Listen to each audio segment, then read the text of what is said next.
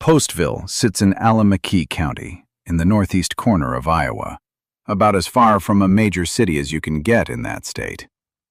3 weeks before anyone in Postville knew a thing, the federal government signed a lease on a fairground. Hold on to that. By the end of this, you'll understand why a court interpreter, a linguistics professor from Miami with no stake in immigration policy, sat down at a hotel desk in Waterloo, Iowa, and wrote 14 pages that blew the operation open in front of Congress. You'll also find out why the entire legal theory that put 297 meatpacking workers into federal prison got destroyed unanimously by the Supreme Court 11 months later in a case brought by a man who had never set foot in Postville. But start with the town. Postville sits in Alameda County, in the northeast corner of Iowa, about as far from a major city as you can get in that state. 2,273 people, a water tower, a main street. In 1987, a Brooklyn butcher named Aaron Rubashkin bought a shuttered meatpacking plant on the edge of town for a reported $8.5 million and reopened it as Agri-Processors, a kosher slaughterhouse under Orthodox rabbinical supervision in the middle of the Iowa Corn Belt. It worked spectacularly. By 2008, Agri-Processors is the largest kosher meat producer in the United States, moving product under the Aaron's Best and Rubashkin labels into supermarkets in every major American city. It employs roughly 968 people. It is, by a wide margin, the largest employer in Alameda County. And it changed the town. Hasidic families from Brooklyn moved to Iowa. A synagogue opened. A kosher market opened. To staff the kill floor, the jobs nobody local wanted, the plant drew workers from Guatemala, Mexico, Ukraine, Israel. Postville became the subject of a book. It was called A Model of Rural Multiculturalism. Local reporters called it Hometown to the World. The man running the plant floor operation was Aaron's son, Sholom Rubashkin. 50s, bearded, soft-spoken, father of 10. He was the plant's vice president and, functionally, the person who ran it. In the Orthodox community, he was respected, a man who gave to charity and employed half the county. Ask anyone in Postville's Jewish community in 2007 who Sholom Rubashkin was, and you'd get some version of the same answer. He's a good man. Now, here's the fact that doesn't fit. By late 2007, federal investigators had a working theory that a substantial share of the plant's workforce, the people making the largest kosher meat operation in America run, were working under identities that belonged to other people. Real people. Real Social Security numbers issued to real Americans in use on a kill floor in Iowa. And the theory wasn't that the workers were hiding it from the company. The theory was that the company knew. That distinction is the entire case. Remember it. Immigration and Customs Enforcement, specifically its investigative arm, which today operates as Homeland Security Investigations, began building the Agri-Processors file with the ordinary machinery of a document fraud case.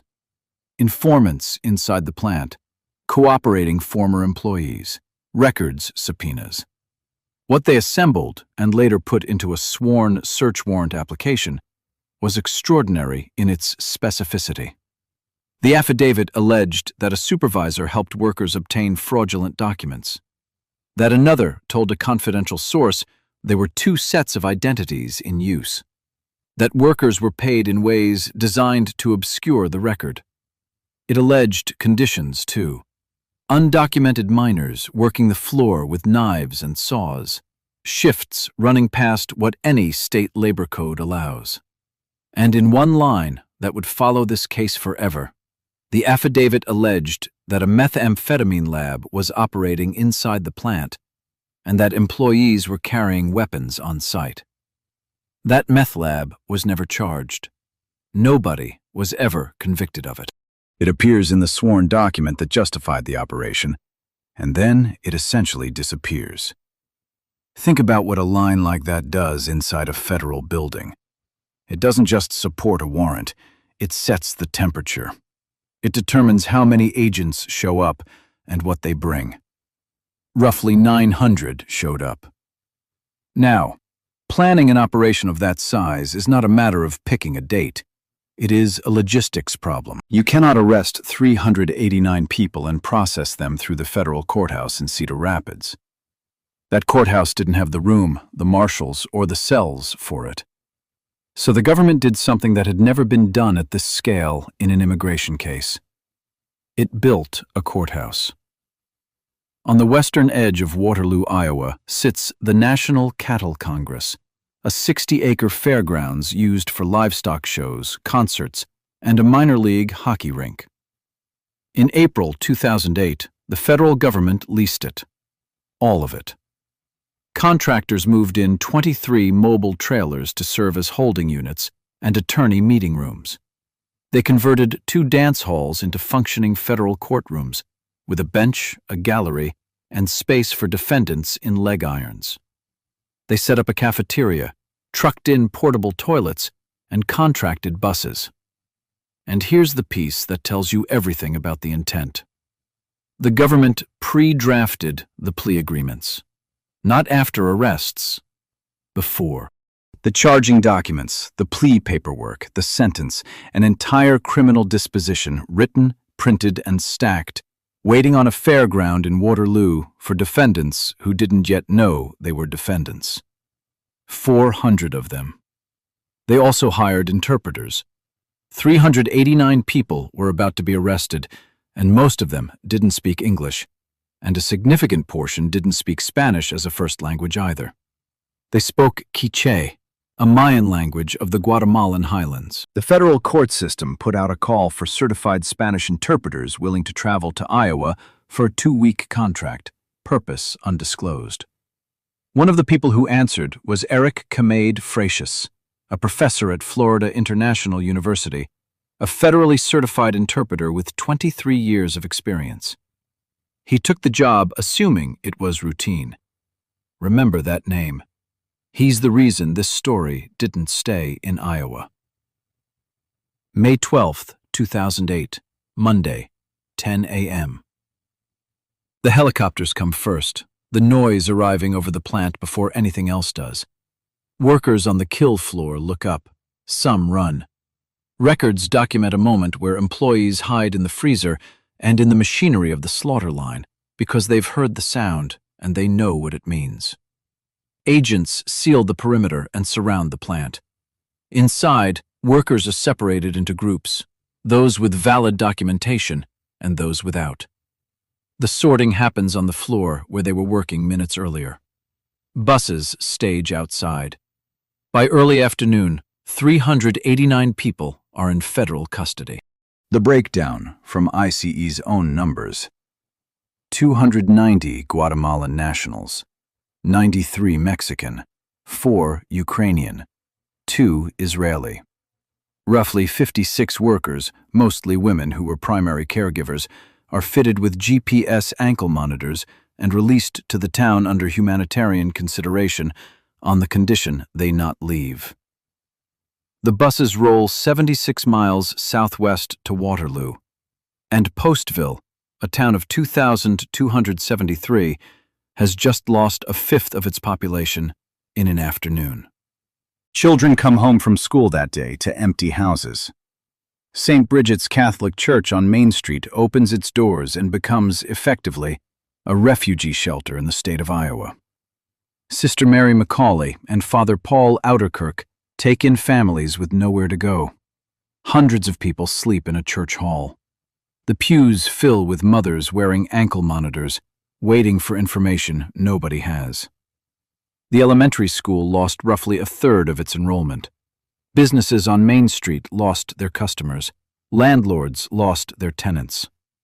The Postville Community School District would spend years absorbing the shock. You might be assuming this was the end of it. Mass arrest, mass deportation, story over. It wasn't. What happened at the Cattle Congress over the next 10 days is the part that made this case a national scandal, and it has nothing to do with immigration law. It has to do with a statute called aggravated identity theft. Title 18, United States Code, Section 1028A. It was written for a specific kind of criminal, the person who steals your identity to drain your accounts. And it carries something unusual. A mandatory consecutive 2-year prison sentence, not a guideline, not a recommendation. 2 years, on top of whatever else you get, no discretion, no exceptions. Prosecutors charged the Postville workers with it. Here is how the machine worked. Each defendant is brought in, shackled at wrists, waist, and ankles, in groups of 10. They are told they face aggravated identity theft, a mandatory 2 years in federal prison, followed by deportation. Then they are offered the alternative, already printed, already signed by the government. Plead guilty to a lesser charge of misusing a Social Security number, take 5 months in federal prison, waive your right to appeal, waive your right to contest removal, and be deported at the end. You have 7 days to decide. You take the deal for all charges or none, and if you ask to see an immigration judge about asylum or about a legal defense, the deal is off the table. 297 of them took it. Kosher Fratius is in the room for it. And what he is watching, as the only person in the building who speaks fluently to both sides, is something he can't reconcile with anything in 23 years of federal courtrooms. He described defendants who didn't understand the word identity. He described asking a man what a Social Security number was, and the man not knowing. Then there was the Guatemalan farm worker who told the court, through him, that he'd never in his life been in trouble, that he'd come to feed his family, and who asked, through a federal interpreter, in a converted dance hall on a fairground, whether the government could just send him home now instead of putting him in prison for 5 months, because his family had nothing while he was gone. Kosher Fratius wrote down what he saw. 14 pages. He titled it, Interpreting After the Largest ICE Raid in U.S. History, a Personal Account. He circulated it to colleagues in June 2008. It reached the press. On July 24, 2008, he sat in front of the House Judiciary Subcommittee on Immigration and testified about it under oath. A federally certified court interpreter publicly describing the proceedings he'd been hired to facilitate. That is not a thing that happens. Interpreters are invisible by professional design. This one refused to be. But he isn't the reason the legal theory collapsed. That's someone else. And he's about to walk into this story from 130 miles away. Because while Postville was processing, a separate case was climbing toward Washington. Ignacio Flores Figueroa, Mexican national, worked at a steel plant in East Moline, Illinois. Never worked at agri-processors. Never met Sholom Rubashkin. He had given his employer a Social Security number and an alien registration number that turned out to belong to real people, and he was charged, like the Postville workers, with aggravated identity theft. His argument was 1 sentence long. He didn't know the numbers belonged to anyone real. He thought they were fake.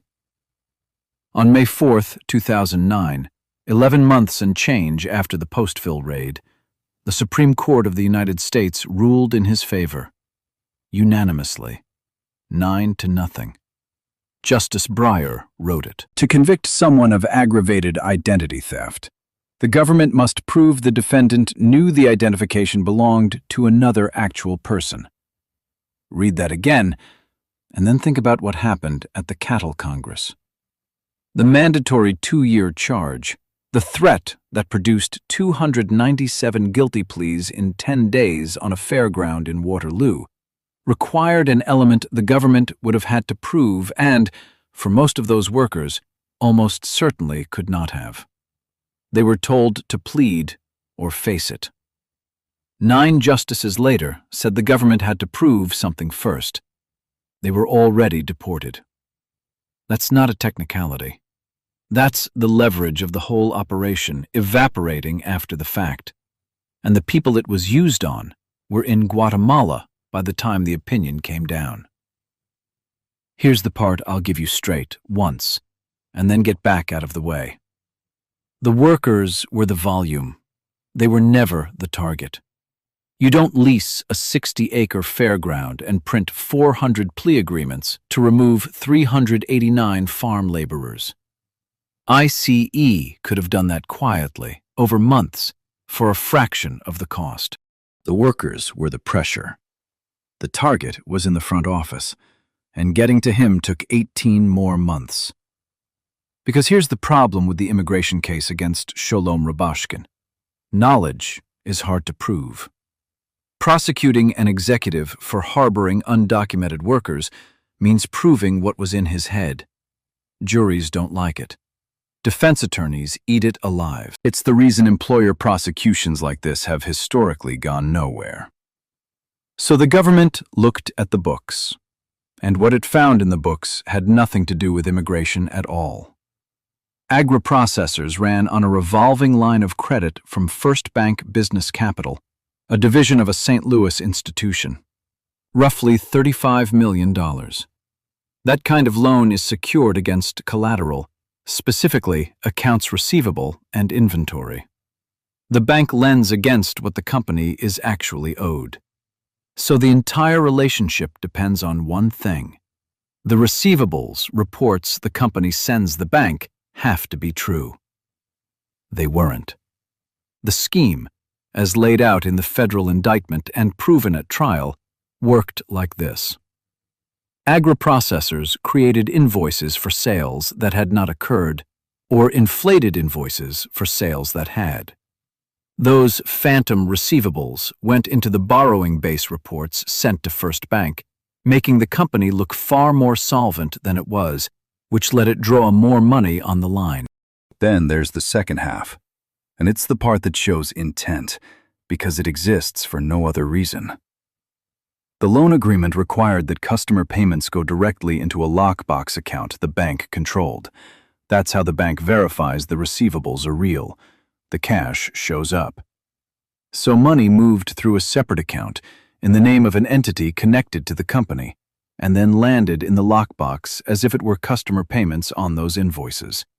Money moving in a circle. Company money, dressed up as customer money, to make fake invoices look paid. You do not build that structure by accident. You do not stumble into a pass-through account. On October 30th, 2008, 5.5 months after the raid, federal agents arrest Sholom Rubashkin at his home in Postville. He is charged initially on immigration counts. Then the financial charges land, and they keep landing. By the time the indictment is final, it runs to 91 counts of bank fraud, mail fraud, wire fraud, and money laundering. He is denied bail. A federal magistrate rules him a flight risk, reasoning, in part, that as a Jewish person, he had an automatic right of citizenship in Israel under the law of return.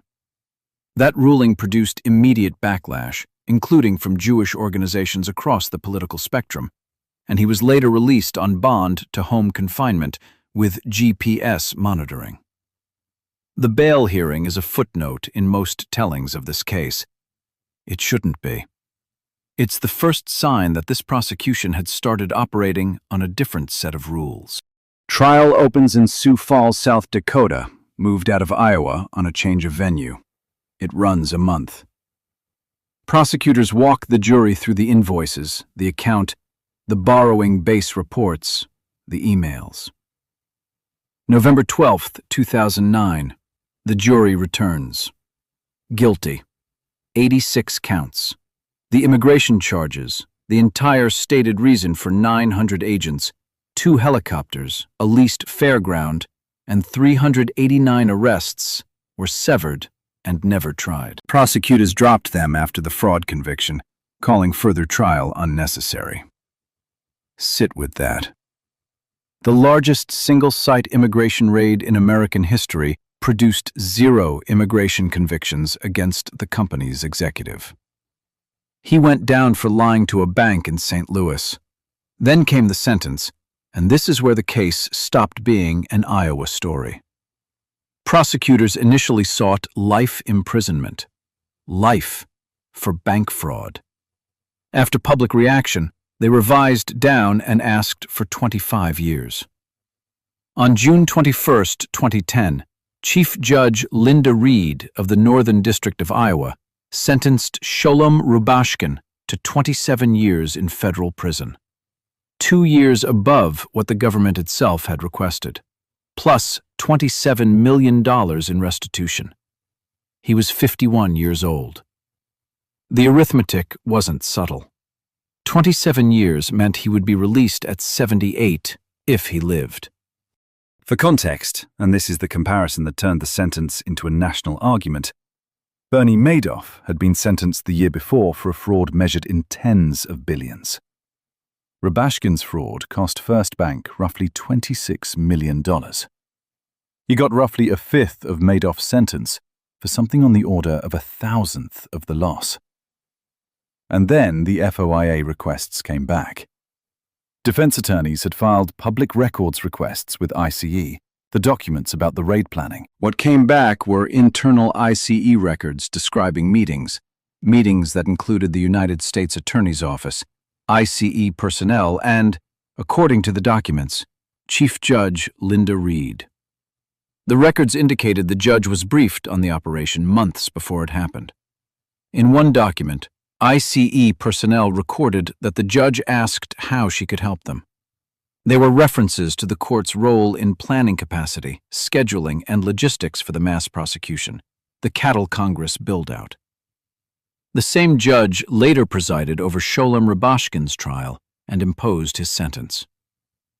The defense moved for a new trial and for recusal, arguing the judge could not be an impartial arbiter of a prosecution she had helped operationally prepare for. Judge Reed denied it and has maintained that her involvement was limited to legitimate administrative planning, the court's obligation to be ready for a wave of cases, not an alignment with the prosecution. The Eighth Circuit affirmed. The Supreme Court declined to hear it. Twice. But something unusual was happening around the edges of that record. This was not a defense bar campaign. Over 100 former Justice Department officials, including 6 former United States Attorneys General from both parties, and dozens of former federal judges and prosecutors, signed on to briefs and letters arguing the sentence was disproportionate and the process was compromised. Attorneys General who had run the department that prosecuted him were telling the courts this one had gone wrong. The courts said no anyway. Now the obvious question. If the judge's conduct was that contested, and that many senior legal figures said so, why did every appeal fail? Because the standard for judicial recusal is brutally high, and because appellate courts review for abuse of discretion, not for whether they'd have done it differently. Reed denied the motion. The Eighth Circuit found no reversible error. That's the whole answer. It isn't satisfying. It's the law. Which left exactly one door, and it isn't in a courthouse. December 20th, 2017. President Donald Trump commutes Sholom Rubashkin's sentence. Not a pardon. The conviction stands, all 86 counts, and the restitution stands. But the prison term ends immediately. He had served 8 years of 27. The White House statement noted the commutation was supported by a bipartisan group across the political spectrum and specifically cited the assessment that the sentence was excessive relative to comparable cases. Rubashkin walked out of the federal facility in Postville, New York that night. Video from that week shows him arriving to a crowd in Brooklyn, hundreds of people singing in the street. Now go back to Postville. Agri-processors filed for Chapter 11 bankruptcy on November 4, 2008, 6 months after the raid, 5 days after Rubashkin's arrest. The plant that had been the largest kosher meat operation in America was sold in bankruptcy to a Canadian businessman named Hershey Friedman for approximately $8.5 million and reopened under a new name, Agristar Meat and Poultry. Read that number again. Aaron Rubashkin bought the plant in 1987 for a reported $8.5 million. It sold in bankruptcy for approximately $8.5 million. 21 years of building the largest kosher meat company in the country, and the plant came back out the other end at exactly what it went in for. There's a piece of this the press releases never carried, and it's the one that stays with people who worked the case. The child labor allegations, the minors on the kill floor, went to trial in Iowa State Court in Waterloo. Not federal, state. Sholem Rubashkin faced 83 counts of child labor law violations. In June 2010, a state jury acquitted him on all 67 counts that reached deliberation. So the ledger at the end is this. The methamphetamine lab in the search warrant affidavit, never charged. The federal immigration counts that justified 900 agents, dropped. The child labor counts, acquitted.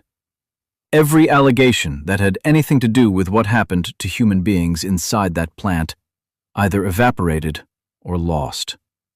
What stuck was the bank, and the 297 workers who pleaded guilty at the Cattle Congress, under a statute the Supreme Court would unanimously narrow 11 months later.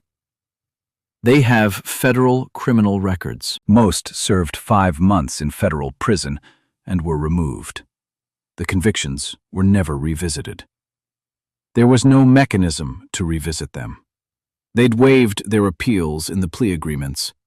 That was the point of the paperwork printed before they were arrested. Eric Kamade Fratius kept his job. He wrote a book. He is still a professor at Florida International University. His testimony sits in the congressional record permanently, and it's the reason Postville became shorthand in American immigration law for a specific thing. What happens when criminal charging gets used as a processing tool rather than a finding of guilt? ICE never ran another Postville. The fast-track fairground model, the mass criminal prosecution of a single worksite's entire workforce in a leased building using pre-printed pleas, was not repeated at that scale. Worksite enforcement continued and continues. But the specific machine built in Waterloo in the spring of 2008 was built once. It's July 2026 now. Postville's population at the last census count is still under 2,500. The plant on the edge of town is still running, still kosher, under different ownership and a different name. Trucks still leave the loading dock at dawn, and the fairground is still a fairground. The National Cattle Congress in Waterloo still hosts livestock shows and hockey games in the same buildings where, for 10 days in May 2008, men in leg irons stood in groups of 10 in a converted dance hall and were told they had 7 days to decide. Go back to the lease. 3 weeks before the raid, the United States government signed a contract for a fairground, hauled in 23 trailers, and printed 400 plea agreements for people whose names it did not yet know. Everything after that was just filling in the blanks.